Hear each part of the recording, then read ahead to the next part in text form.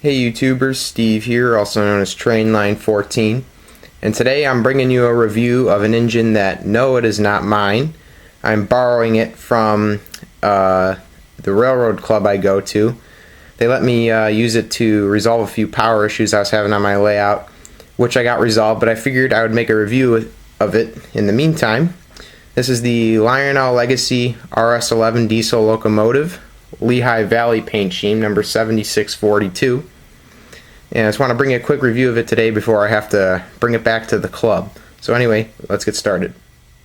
The RS-11 diesel locomotive was built by Alco in the late 1950s to early 1960s.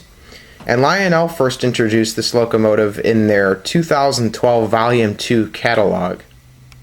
Now, this diesel is a little bit smaller because it's intended to be a switcher locomotive. So it only pulls a few cars a short distance or shunts some cars in the rail yards.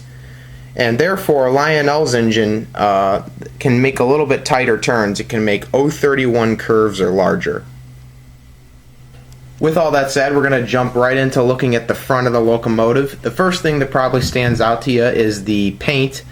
The yellow steps stick out really well from the red velvet paint scheme, sort of, if you will.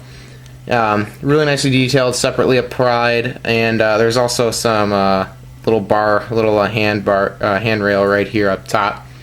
Also got some nice handrail features in the front here, and even behind the handrails there's some little, not exactly sure what it is, it's like a little piping detail or something that's sticking out from the floor. I'm not exactly sure what that is, but anyway, still pretty nice detail. Got your usual plastic chain in the front, which is also very realistic looking. It's hard to believe it's even plastic. It looks metal, but it's not, from what I've heard. And then also, of course, you got your front electro coupler as well as in the rear, which we'll see in a minute. And you also got some brake hosing right here. Steps, as usual, and pretty self-explanatory, which is why this is a quick review. And then also, you got directional lighting. When the engine's going forward, you got these two front-facing lights will illuminate a solid white light, and when it's in reverse, these two little lights above the number boards will illuminate red. And it's the same with the back, which I'm going to show you in a minute. Quickly moving on to the side here, nothing that's not too self-explanatory. The paint is probably one of the coolest parts of this engine. You got that red velvet look, like I said, with the sort of the highlighter yellow look with the handrails, just as in the front of the engine. You got Lehigh Valley written nicely across the side there, with some air vents in the side, and I believe those actually do have holes in them. Those actually are actual vents in the side. And just some, doors detail here, and nothing opens, of course, standard stuff. And then you got your trucks here. They're just two-wheel trucks, just because, like I said before, it's a switcher engine, so it's not meant to pull a heck of a lot of cars. And then you got your road number 7642. You got engineer figures inside the cab. The windows don't open on this one, but there are actual window inserts. And then you got a little sun visor above the window. Fuel tank down here. There's a little fuel emergency shutoff, little red painting there to represent that. And then you got some more little steps back here on the side that are separately applied but are also painted red to match the paint on the side, so they don't stand out as much as the ones on the front do. And now onto the back of the locomotive. Pretty similar to the front. The only really significant difference is that instead of in the front, you got a brake wheel right here. But like I said, pretty similar. You got the yellow steps separately applied, look real nice. The electro coupler that I was talking about, as well as some more brake hoses. And you also got a little thing. This was in the front too, I believe. It's a little white flag, and it has LV for Lehigh Valley. And same idea with the lighting. When it's facing reverse, this light will illuminate a solid white. Well, these little lights above the number boards will turn like a little glowing red color. Okay, now we're taking a quick look at the top of the engine, and we got a few different things here. First thing you might notice right in front is this fan vent here. There is a little fan decoration in there, but it doesn't spin. I'll lift the camera up for you in a second to show you. But real quick before I do that, explain other things. This right here is the smoke unit. It's just a little hole. It does come with a funnel too. The box comes with a funnel and a pipette to help load the smoke fluid. Right under this plate right here is the legacy controls. It's a magnet plate, which I'm going to show you in another second here.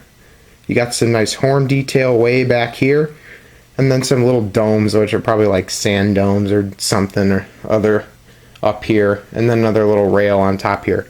But anyhow, now I'm going to show you the fan inside there. You can kind of see it. And then your smoke unit. And then this little plate here is just a magnet. Pull it off to reveal the legacy controls. You got the program run, Odyssey, smoke unit, and then a master volume control. And it's just held on by magnets.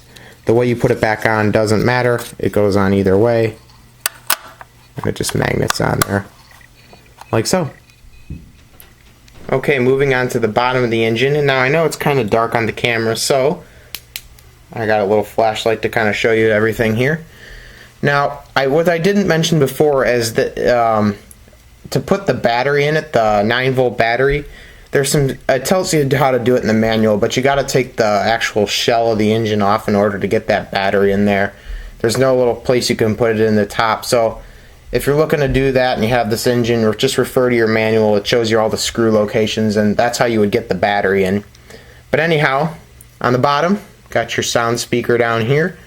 You got your roller pickups, of course, wheels, trucks, some gears in here, which would need the gear lubricant when you lubricate your engine. And obviously you want to oil those wheel axles and such, and the axles on the sides of the roller pickups in order to prevent squeaking and to prevent rust. You can see your electro couplers. Well, maybe you can't see them because they're not on the camera, but you know what I'm talking about.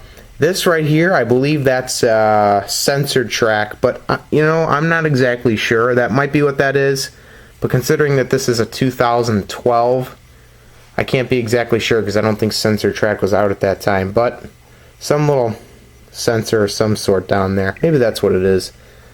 But anyway, more gears up here. Everything's pretty self-explanatory, standard locomotive bottom. But anyway, let's get on to showing you some of the sounds of the engine. Okay, time for some of the fun stuff. Firing up the engine, showing off some of the sounds, the whistle, or the horn I should say. So used to saying whistle. But anyhow, let's just start with the startup sequence. Dispatcher here, do you copy? Over.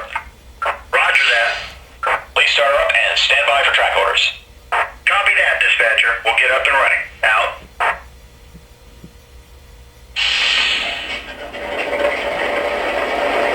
Yeah, pretty decent startup sequence. Let me show you what the lighting I was talking about. Right now it's in forward. Here's what happens if I put it in reverse.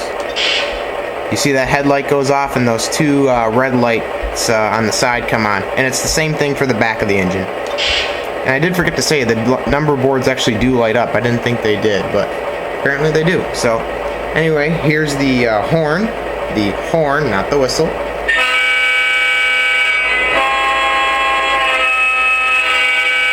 Now, since it is legacy compatible, it obviously has that quilling feature.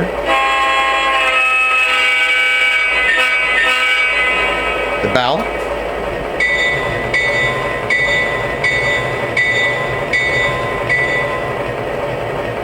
And of course, let's take a look at some of the crew talk. Dispatcher, I've got 3/4 of a tank. Can I get a clear signal? Over.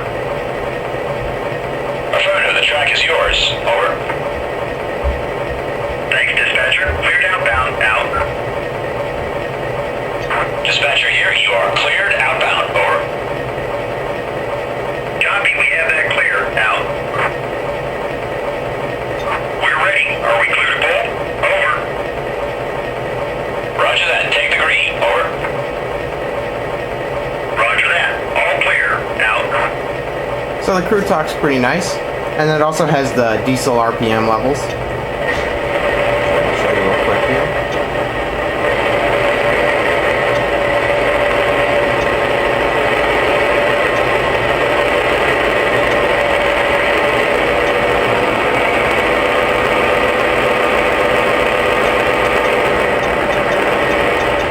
It's got those 8 diesel RPMs.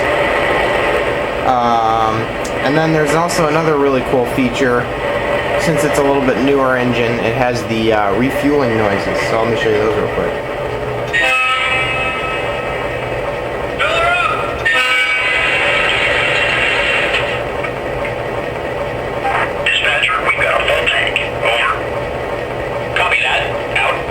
Well, that was a pretty bad demonstration. Let me do it one more time.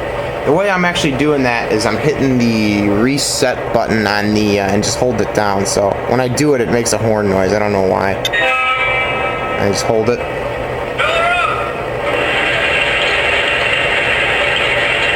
And then I release when I'm done. Dispatcher, we've got a full tank. Over. Acknowledged. Out. So yeah. And then one of the last things I want to show with the sounds is it does have sequence control. So I activate that by holding down aux 1. With a little ding ding toot. Now if I run it, it'll handle all the sounds on its own. I'll run it just a few little inches here to show you.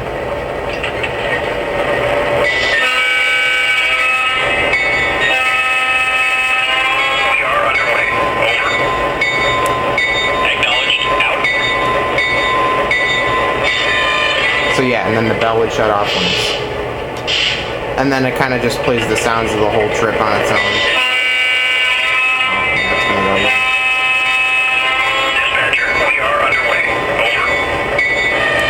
Copy that. Out. It's ideal to use sequence control in medium or high momentum, and if you don't know what those are, check out my legacy running tutorial. And the only reason for that is so that the engine has time to play some of the sounds, because if you're in low momentum and you crank up the speed real quickly, it won't have time to play all those realistic noises that it wants to run through. But anyway, then to turn off sequence control, I just hit aux 1 and then the reset button, the same button I used to make the refueling noises. And that'll turn it off. You can also turn it off by just shutting off track power for a moment. But anyway, yeah, that's basically the sounds. I'm going to make a running video of this engine real soon. Thanks for watching this review. Hope you enjoyed, and I'll see you all next time.